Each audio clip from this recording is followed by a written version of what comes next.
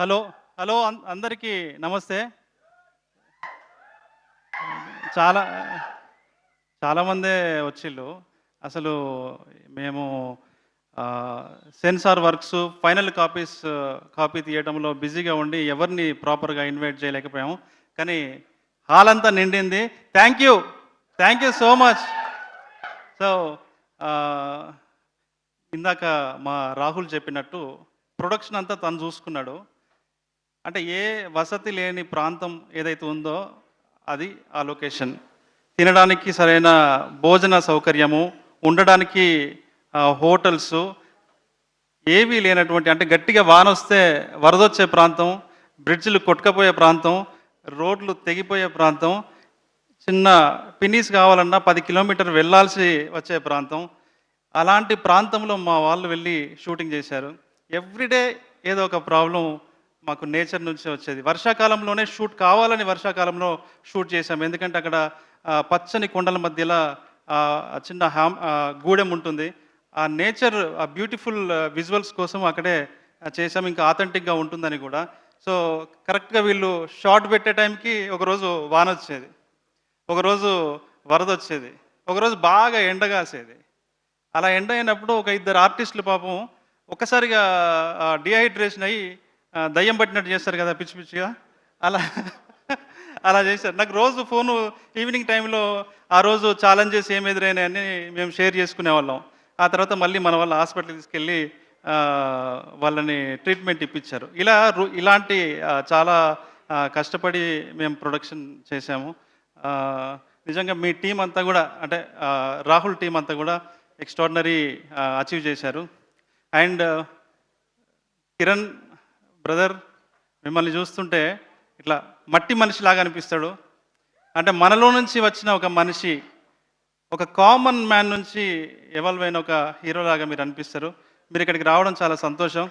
And Shivaji sir, thank you so much sir. చాలా మీ సినిమాకి నేను అసిస్టెంట్ డైరెక్టర్గా పనిచేద్దామని వచ్చినా కానీ మీ డైరెక్టర్ అప్పుడు తీసుకోలే నన్ను. మీరు ఈ సినిమా కోసం మీరు ప్రమోషన్స్లో మీరు చేస్తున్న సహాయం అంతా ఇంతగా sir, thank you so much. And Shivaji Raja sir, so sweet, నాకు చాలా ఇష్టం మీరంటే. అండ్ అనిత చౌదరి గారు, మీ వాయిస్ అంటే నాకు చాలా ఇష్టం.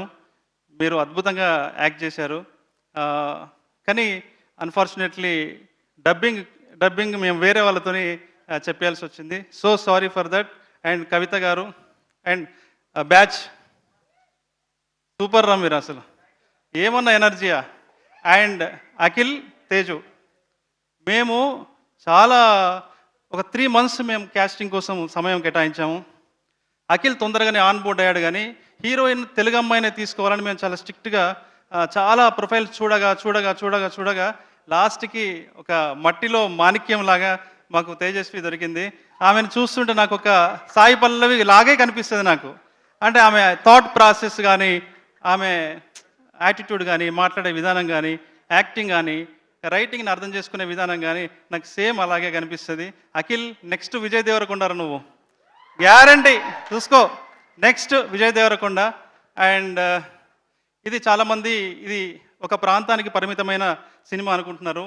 ఇది ఏ ప్రాంతం కథ కాదు, ఈ దేశంలో ఉన్న ప్రతి ఇంటి కథ ఇది. ఒక ఇంట్లో కూతుర్ని, ప్రతి ఇంటి కథ ఇది. ముఖ్యంగా ఆడపిల్లలు ఉన్న ప్రతి ఇంటి కథ ఇది. ప్రతి ఇంట్లో కూతుర్ని బాగా ప్రేమించే ఒక తండ్రి ఉంటాడు. ఆ తండ్రిని ప్రేమిస్తూనే బాయ్ ఫ్రెండ్ కోసం కలలుగానే ఒక కూతురు ఉంటుంది. ఈ కూతురిని సహచరిగా చేసుకోవాలి, పెళ్లి చేసుకోవాలని కలలుగానే ఒక అల్లుడు ఉంటాడు. ఈ ముగ్గురు ఉన్నటువంటి కథ రాజు వెడ్స్ రాంబాయి కథ. ఇందాక మా వాళ్ళు 21వ తేదీన రాజు రాంబాయిల పెళ్ళి అని చెప్పేసి అన్నారు. రిలీజ్ రోజున పెళ్ళి ఏంటి, దానికి దీనికి మూడేంటి అని మీరు అనుకోవచ్చు. నిజంగా ఒక ఆడపిల్ల తండ్రి కూతురు పెళ్లి చేయడానికి ఎంత మదన పడతాడో, ఎంత శ్రమ పడతాడో, ఎంత కష్టపడతాడో ఈ సినిమా చేయడానికి కూడా మేమంతా తపనతోని, ప్యాషన్తోని, కష్టంతోని, శ్రమను ఓర్చి 2 సంవత్సరాలు దీని మీద ఎఫర్ట్స్ పెట్టి ఈ సినిమా మీ ముందుకు తీసుకొచ్చాం. రేపు ఈ సినిమా రిలీజ్ అయిన తర్వాత ప్రతి తండ్రి ఈ సినిమా చూసిన ప్రతి ఆడపిల్ల తండ్రి ఆలోచనలో పడతాడు. తన కూతుర్ని విషయంలో ఆలోచించే విధానంలో మార్పు చెందుతాడని చెప్పేసి నేను కోరుకుంటున్నాను.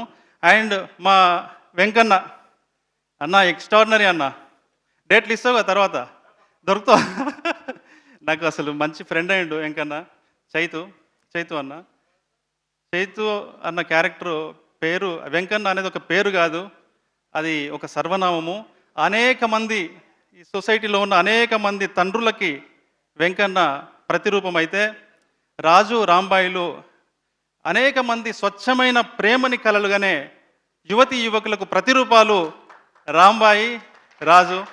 మీరు వీళ్ళ ప్రేమని అనుభవించాలి అని అంటే మీరు ఒక కొత్త ప్రేమని మీరు అనుభూతి చెందాలి అని అంటే 21వ తేదీన తప్పకుండా మీరు ఈ సినిమా చూడండి. మరొక 10 మందికి ఈ సినిమాని రికమెండ్ చేయండి. ఇన్స్టాలో పెట్టండి, ఫేస్బుక్లో పెట్టండి, ట్విట్టర్లో పెట్టండి, స్టేటస్లు పెట్టండి. అందరికీ ఒక గోబెల్స్ ప్రచారం లాగా ఇది ఒక మీనింగ్ఫుల్ సినిమా అని మీకు నచ్చితే మీరు ప్రచారం చేయండి. ఇంత బాగా సినిమా రావడానికి కారణం ETV win, Sai and Nithin. కొన్నిసార్లు నేను భయపడ్డాను, అరే ఇంత మనం రస్టిక్గా చేస్తున్నాము, ఈనాడు అంటేనే ఇండియన్ సెన్సార్ బోర్డు కంటే కొంచెం ఎక్కువ, వీళ్ళే సగం సెన్సార్ చేస్తారు. సో ఎట్లా ఏంటి అని అంటే ఒకరోజు నైట్ 10 o'clockకి సాయి గారు ఫోన్ చేసి అన్న మీరు తీయండి అన్న, మీరు ఎట్లా ఉంటే అట్లా గుద్దండి, మీరు నేను చూసుకుంటే వెనకాలన్నాడు. దాన్ని సాయిలు కాంపాటి రస్టిక్ వాళ్ళలో ఉన్న ఇన్నోసెన్స్, నిజాయితీ, కసి అన్ని సినిమాలో కనిపిస్తాయి. అతని హృదయం కనిపిస్తుంది. ఒక పెద్ద డైరెక్టర్గా మీ ముందుకు త్వరలో అతను రాబోతున్నాడు. మీరందరూ మమ్మల్ని బ్లెస్ చేయడానికి వచ్చిన అందరికీ మరొకసారి థ్యాంక్స్ చెప్తున్నాను. పేరున మా రాహుల్ అందరికీ థ్యాంక్స్ చెప్పాడు. అలాగే అందుకని అందరి పేర్లు నేను తీయట్లేదు. పూజారి నాగేశ్వరరావు గారు, ఇది సినిమాని ప్రజెంట్ చేసిన పూజారి నాగేశ్వరరావు గారికి నేను ప్రత్యేక కృతజ్ఞతలు చెప్తున్నాను. థ్యాంక్ యూ అన్న, మీరు నా వెనకాల నాతో పాటు నిలబడడం, నేను ఇంత దూరము రావడానికి కారణమైంది. Thank you so much.